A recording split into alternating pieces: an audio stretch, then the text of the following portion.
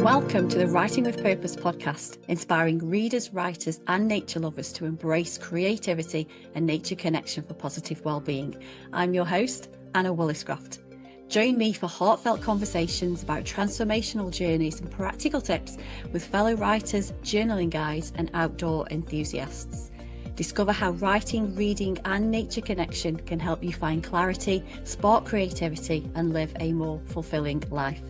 Whether you're a seasoned writer, a curious beginner, or simply someone seeking a deeper connection to life, this podcast is for you. It's wonderful to have you here today.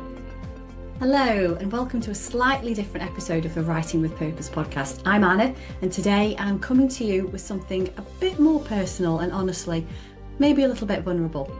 First, though, I want to let you know that I'm going to be taking a short break from the podcast due to increased workload and personal commitments. Don't worry, we'll be back on the 25th of October with an incredible conversation with John Stevenson about his debut book, The Making of a Hunter, a service user's guide to transition from the armed forces. On the episode, we'll be diving into his military experience, the inspiration behind his book, and his commitment to supporting fellow servicemen and women and their families through transition. But today, I want to share something that's been happening to me recently, and I have a feeling that some of you might actually recognise yourselves in this story. So, a few days ago, I read an email that hit me kind of straight between the eyes. It was like the email was speaking directly to me, and have you ever had that? It does happen quite a lot to me. So the email was from Yousaf Aslam, a cognitive scientist and co-founder of Love Brain, and I've been on one of their brain training programs in the past, and the content was excellent. The outcome particularly eye-opening. Anyway, Yousaf introduced a concept called the output mode. Now, output mode is when your brain gets stuck in constant productivity gear. You're always on the go, you're always in task mode, and here's the crucial part. The networks in your brain that support self-awareness, introspection, and creativity actually shut down when you get stuck in that output mode. And what you actually become is quite numb. You may be productive, but you actually do become quite numb. You feel quite numb about everything that you're doing. And when I read that, I felt quite an uncomfortable recognition. That was me. That was how I was feeling. I'd been unable to relax. I felt guilty every time I stepped away from my computer. And at the same time, I felt quite disorientated and basically unsure of what I've actually achieved throughout the day. And yes, I'd been busy because my time tracker proved that I'd been busy. But somehow I was also empty. And here's the kicker, and the part that really made me actually laugh at the irony was that I wasn't journaling as much.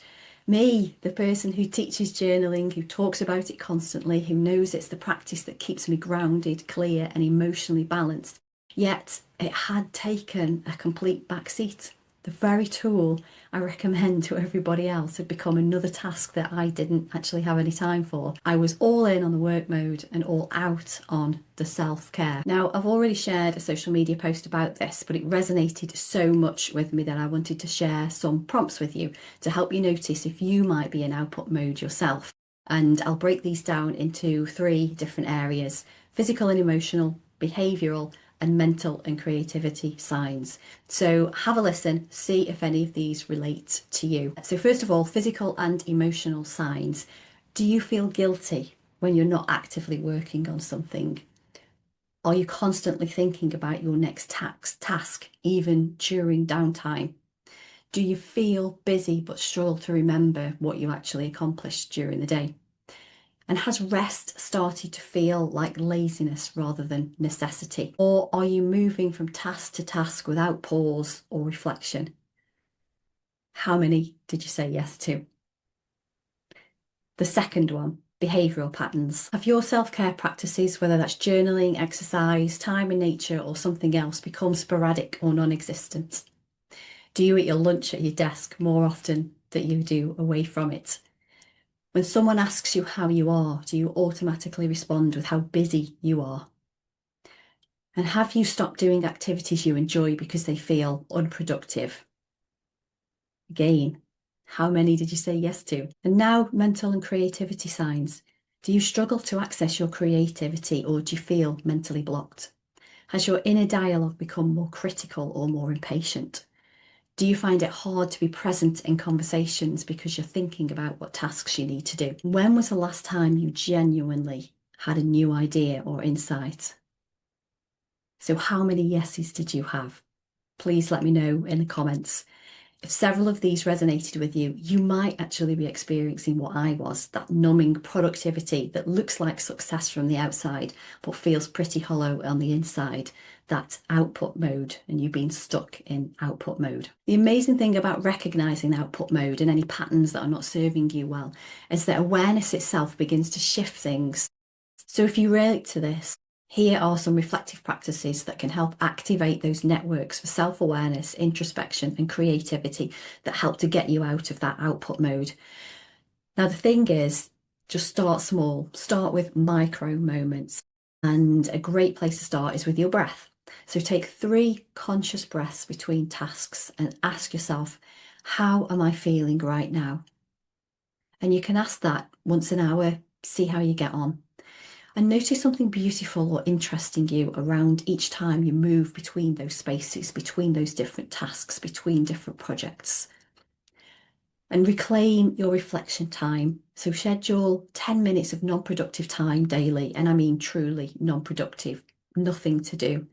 You could take walks, but make sure it's without podcasts or without music, and just connect to the sounds and the sights that are around you. Or sit with your morning coffee or your tea without checking your phone, without listening to the radio, just simply be. And finally, return to meaning-making practices. So journaling, big advocate of journaling. Just 5 minutes a day you could journal about how your day felt, not necessarily about what you did, but how you felt. And ask yourself, what did I learn about myself today? And see where that might lead you. And then each day, by identifying just one thing that you're grateful for or one thing that you're proud of, even better if you can do 2, 3, 4, or 5. Now, the goal isn't to stop being productive, it's to create space for the integration and processing that makes productivity meaningful rather than numbing. Now, since my realisation, since that email popped into my inbox, I've committed to journaling between 1 or 2 pages a night. Not journaling about my tasks or to-do lists or what I've actually done, but exploring the questions and logging emotions and feelings and processing what's happened during the day. And here's what I've noticed since. Yes, I'm still productive with my business each day. I was before, but now I don't feel numb anymore. I know what tasks I've worked on and what I've achieved because there's a quality of awareness. That quality of awareness has returned. I've also started giving each day a single word that reflects everything that's happened, the energy, the challenges, the moments of joy. And so far, when I look back, what I've written is balance, energy, family, connection, and inspiration. Now, these are all positive words, not negative, whereas before I was writing nothing and I was feeling meh. So journaling is such a simple practice, but it helps me to see each day as a complete experience rather than just a collection of tasks. And here is the bigger picture. What I'm learning about output mode is that it isn't necessarily a personal failing. It's what can happen when we live in a culture that values being busy over being present, that values doing over just being, or it values productivity over reflection. But in actual fact, we need both. We need the brain networks that help us to get things done and the networks that help us to integrate meaning, process emotion, and restore clarity. Things that bring joy and creativity into our lives. And journaling allows us to spot these trends and these patterns in ourselves. And then that's information that we can work with. We can use that information and what we know to form new patterns that serve us better. And that's the power of putting pen to page. It creates the space for the awareness that can shift everything. So if any of this resonates with you, I invite you to experiment with some of these practices. Flick back in earlier on in this session, listen to those prompts again and write things down. Write anything that comes to your mind and use that as information to work with. And if you'd like support in developing a journaling practice that works for you, I've got 2 free resources for you to have a go at. First of all, you can download my free journal planner at writingwithpurpose.co.uk/pages/free-journal-planner. Now, this includes prompts, techniques, and a structure to help you get started or to reignite your practice if it's fallen down the wayside a little bit. Secondly, I host a regular free webinar called Pen to Empowerment, where we explore how journaling can become your tool for clarity, creativity, and emotional balance. And you can book your spot for that at www.writingwithpurpose.co.uk/pen to empowerment. So take care of yourselves, create space for reflection, and remember, being isn't less valuable than doing. Sometimes the most productive thing we can do is pause. So I'll see you on the 25th of October with John Stevenson's powerful story of military transition and service to others. Until then, be gentle with yourselves.